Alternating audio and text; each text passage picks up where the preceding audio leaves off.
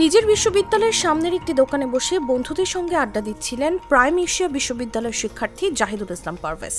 কিন্তু কিছুক্ষণের মধ্যেই সেই আড্ডা এক মর্মান্তিক ট্র্যাজেডিতে রূপ নেয়। আপস সেদিন পারভেজদের পেছনে দাঁড়িয়েছিল ইউনিভার্সিটি অফ স্কলার্সের দুই ছাত্রী। তারা পারভেজের বিরুদ্ধে উত্ত্যক্ত করার অভিযোগ করেন। পরে প্রাইম এশিয়ার প্রক্টরের কাছেও যান তারা। প্রক্টর এই ঘটনায় পারভেজকে ডেকে নিলে পারভেজ অভিযোগ অস্বীকার করে জানান যে তারা বন্ধুরা নিজেদের মধ্যে হাসাহাসি করছিলেন। এক পর্যায়ে প্রক্টর তাকে দুই ছাত্রীর কাছে ক্ষমা চাওয়ার পরামর্শ দিলে ক্ষমা চেয়েও পার পাননি পারভেজ। ছুরিকাঘাতে প্রাণ হারাতে হয় তাকে।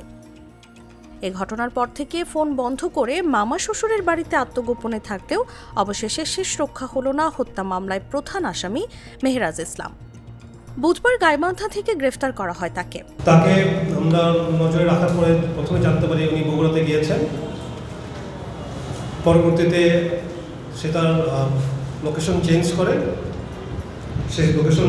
করে চলে যায় গাইবান্ধাতে, এবং আমাদের গাইবান্ধার যে র্যাপিড অ্যাকশন ব্যাটালিয়ন রয়েছে র্যাব 13 তাদের সহায়তায় এবং প্রযুক্তিগত সহায়তার মাধ্যমে আমরা গতকাল তাকে আটক করতে সমর্থ হই। প্রাথমিক জিজ্ঞাসাবাদে এই ঘটনার সাথে তার সম্পৃক্ততা স্বীকার করেছে। একই মামলার 5 নম্বর এজাহারে আসামি, তাকে আমরা ধরেছিলাম একদিন আগে,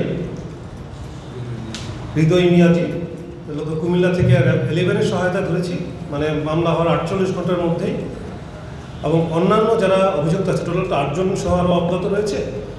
অন্যান্য যারা অভিযুক্ত রয়েছে এদের নামেও আমরা ফলো করতেছি যে যত দ্রুত সম্ভব সবাইকে যেন আমরা আটক করতে পারি এবং প্রয়োজনীয় বিচার ব্যবস্থার জন্য সুপার্দ করতে পারি। বৃহস্পতিবার বিকেলে উত্তরায় এক সংবাদ সম্মেলনে র্যাব জানায়, হত্যার উদ্দেশ্যে নয়, বন্ধুদের ডাকে সাড়া দিয়ে হত্যাকাণ্ডে অংশ নিয়েছিল অভিযুক্ত মেহরাজ। প্রাথমিকভাবে হত্যাকাণ্ডের সঙ্গে সম্পৃক্ত থাকার কথা তিনি স্বীকার করেছে বলেও জানায় র্যাব। আমরা ইউনিভার্সিটি তথ্য কালেক্ট করেছি, একটা বিজ্ঞ আদালত থেকে একটা নোটিশ আমরা দেখেছি যে তাদেরকে হাজির করার ব্যাপারে অলরেডি আমাদের কার্যক্রম শুরু হয়েছে।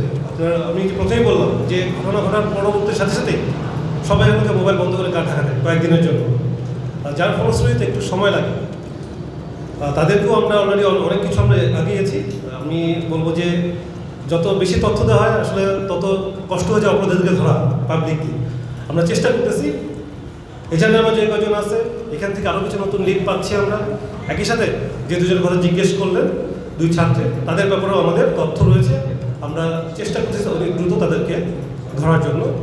এছাড়া পূর্বের কোনো শত্রুতা আছে কিনা বা কোনো রাজনৈতিক দলের সঙ্গে তার যোগাযোগ আছে কিনা তাও খতিয়ে দেখা হচ্ছে বলেও জানায় র্যাব।